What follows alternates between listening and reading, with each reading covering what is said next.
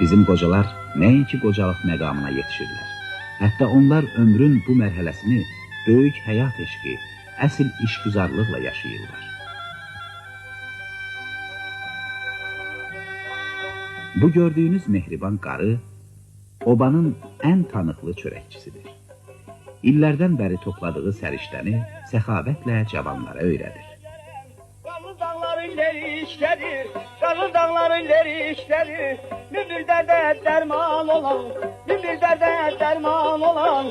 Bulbulaqların leri işlədir, əməyi ilə şöhrət tapan, əməyi ilə şöhrət tapan. Qəhrəmanların leri işlədir, yüzü yaşlı cavanların, əksəriyyətinləri işlədir. Bu gözəlliyi ilham verir, aşın nərimana vətən. Bu gözəlliyi ilham verir, aşın nərimana vətən. Aşın nərimana vətən.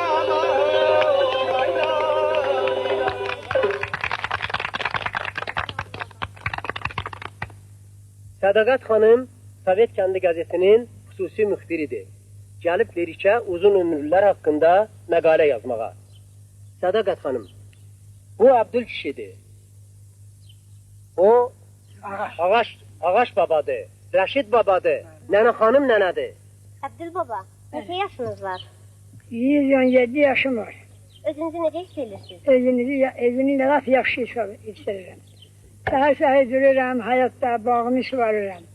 Ondan sonra ot biçirəm, yoncəni biçirəm. Ondan sonra karpulu verirəm. Əgər eləməsəm bu işləri, evdə darıxaram. Həmişə sən işləyirəm, badəmdə birazları olur. Ağaç baba, sizin neçə yaşınız var? 95 yaş.